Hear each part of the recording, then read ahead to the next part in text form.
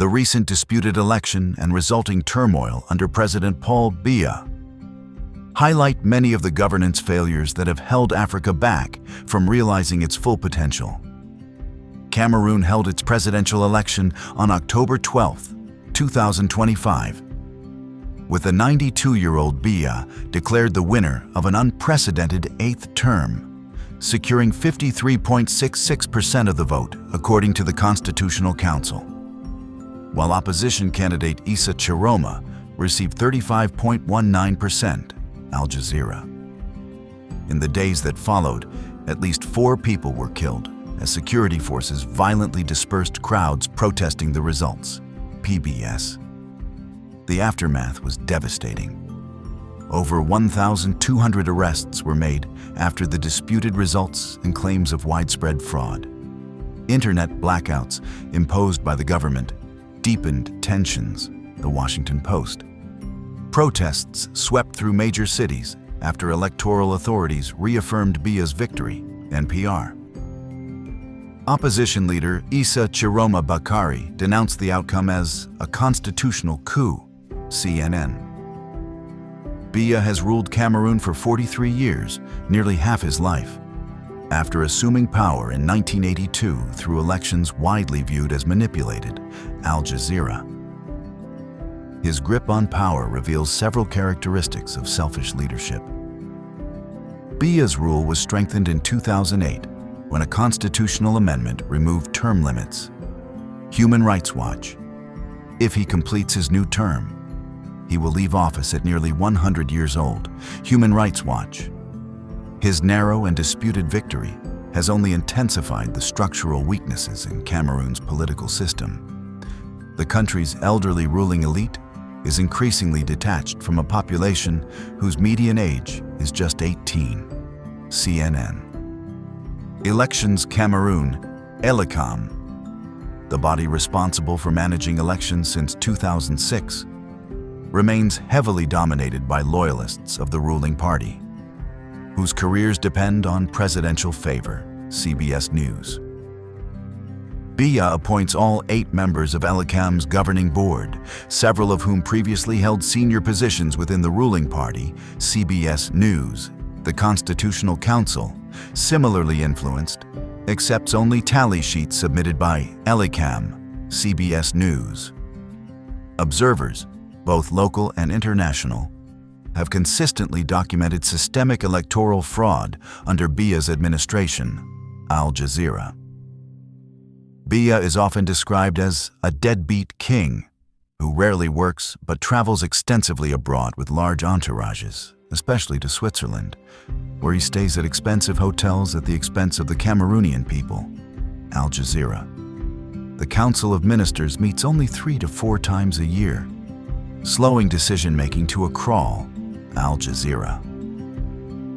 Biya governs largely from abroad, spending months outside the country. His long absences and opaque leadership style have left a fragile nation uncertain of its future, Al Jazeera. He rarely speaks to the public, avoids appearances, and governs through decrees signed remotely without transparency or explanation, Al Jazeera. The cost of selfish leadership is enormous. Economically, Cameroon has suffered steep decline and rampant corruption. In 1980, the country was the world's 4th largest cocoa producer, boasted a 13% growth rate in 1981, and was considered a middle-income nation. But since 1986, it has become a country ravaged by poverty, decaying infrastructure, and deep-rooted corruption, Al Jazeera. Transparency International consistently ranks Cameroon among Africa's most corrupt nations, with billions lost to embezzlement in public works, healthcare procurement, and energy contracts, NPR. In 2023 alone, Cameroon lost roughly 114 billion CFA francs, $188,606,761 to corruption, Human Rights Watch. Infrastructure and basic services have deteriorated sharply across major cities, Roads are in terrible condition, hospitals lack basic equipment, and frequent power cuts disrupt daily life. Water shortages, especially in Yaoundé and Bafoussam, have become common. NPR. Millions of citizens endure misery marked by corruption, embezzlement, tribalism, unemployment, crime, rape, and widespread infrastructural decay. NPR. Violent conflict and regional instability continue to worsen. A once peaceful protest against the marginalization of English-speaking Cameroonians escalated after security forces used arrests and torture. Some protesters responded by calling for secession, forming the virtual Ambazonia Republic, Al Jazeera. Nearly 7,000 people, mostly civilians, have been killed in the Anglophone conflict, with over 1 million internally displaced. Al Jazeera. The succession crisis looms large. Biya's latest victory underscores the absence of a credible mechanism for leadership transition. This raises the risk of a chaotic and potentially violent succession battle. CNN. Cameroon's centralized governance, built on patronage networks, has created few pathways for orderly transition in the event of Biya's death. CNN. A violent scramble among the elite increasingly threatens the country's long-term stability. Biya's leadership, unfortunately, is not unique in Africa. His governance mirrors a broader pattern on the continent, where leaders prioritize personal longevity over national development. Removing term limits, manipulating constitutions, and rigging elections to stay in power indefinitely. Many African leaders extract national wealth for personal luxury, while citizens suffer without basic services.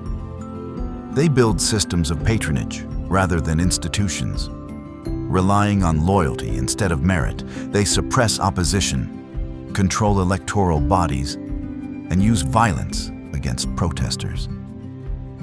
They remain detached from citizens, governing from abroad or behind closed doors, without transparency or accountability. What is happening in Cameroon has sparked renewed calls for leadership transformation across Africa. When Biya came to power in 1982, he inspired hope over time. That hope dissolved into despair. Al Jazeera.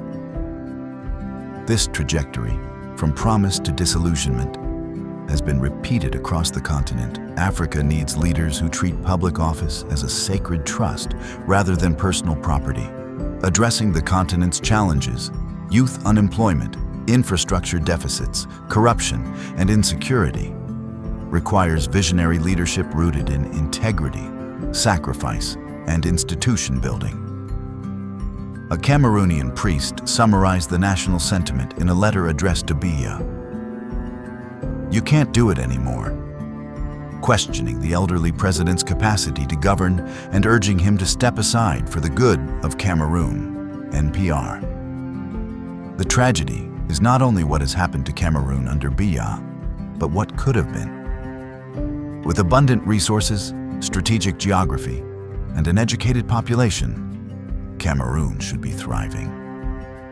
Instead, selfish leadership has squandered national potential and left millions in despair. A cautionary tale echoed across Africa.